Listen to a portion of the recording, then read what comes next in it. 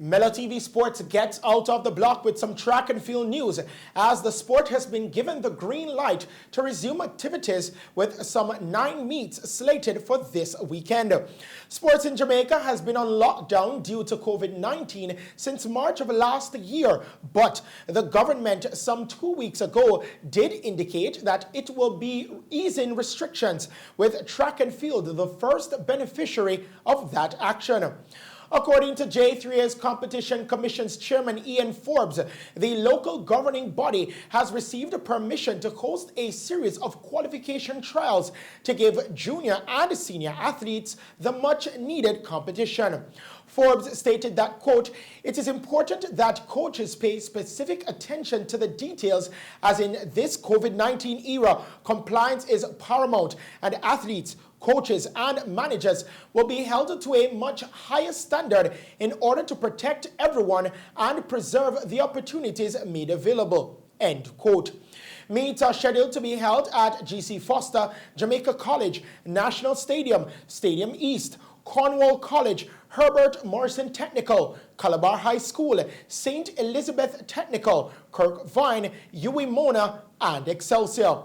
No spectators will be allowed, while there will be a restriction in the number of people who will be allowed to attend.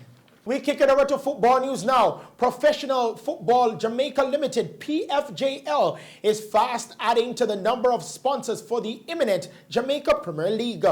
Conservate Limited has become the 10th corporate entity to join the train as a club sponsor for the league, which is yet to get government approval. Only yesterday, the PFJL announced the Chemtech Development and Construction as the 9th sponsor, and today added Conservate Limited. The other companies in the club sponsor category are Yummy Bakery, JMMB, Jamaica Producers, Indies Pharma, Water, True Shake, Burger King, and Mount Pleasant Academy, with Digicel the presenting sponsor. The Premier League is awaiting government approval for kickoff. We bowl over to cricket news now. Aksar Patel claimed the test best figures of 6 for 38.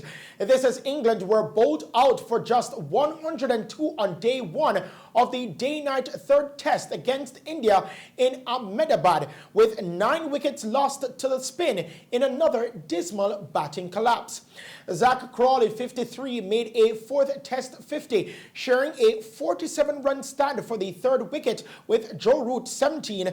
Once they fell, England lost their final 8 wickets for just 38 runs, with Ravichandran Ashwin supporting Patel with 3 for 26.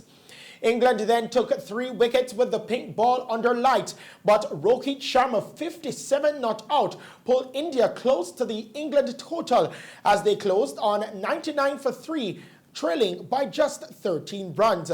Captain Virat Kohli, 27, shared a 67-run partnership with Rohit before he was bowled by Jack Leach, who has taken 2 for 27. We go over to basketball news now. Luka Doncic drained a 3-pointer to snap a tie with 7/10 of a second remaining in the 4th quarter to lift the hosts Dallas Mavericks to a 110-107 victory over the Boston Celtics in the NBA last night. Doncic collected 31 points, 10 rebounds, and 8 assists for the Mavericks, who posted their 6th win in 7 outings.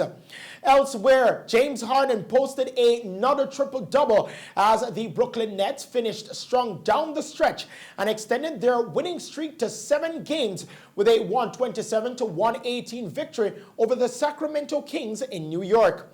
In front of 300 fans, the Nets' first home game in front of spectators since March 8, 2020, Harden finished with 29 points, 14 assists, and 11 rebounds for his 6th triple-double as a net.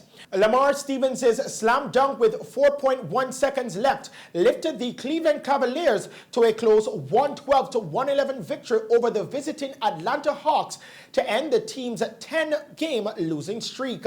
Detroit, Golden State, Philadelphia, Milwaukee, Denver, and the Los Angeles Clippers also enjoyed wins on the night.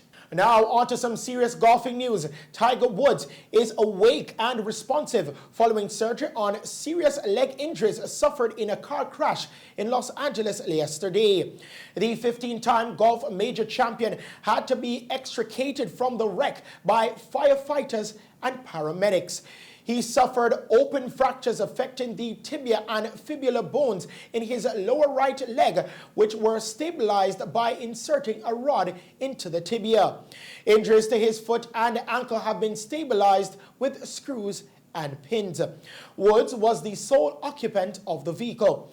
He was involved in a car crash in November 2009, and in 2017, Woods was arrested on suspicion of driving under the influence when he was found asleep at the wheel of his car. Now to end tonight's sports package, we present you with Sports Spotlight.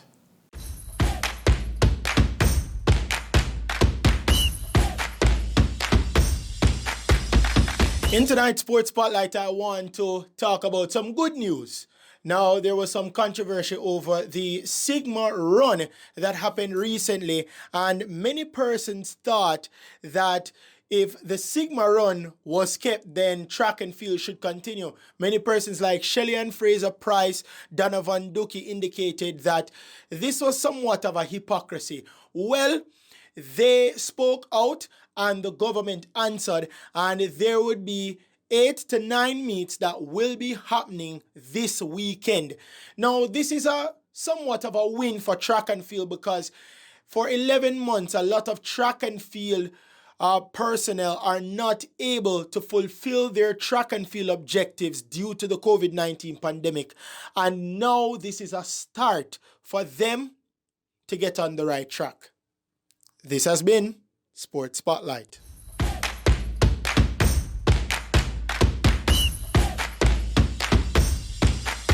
And those are the stories making sports news tonight. We now head back to the news desk with Shelley and Hill.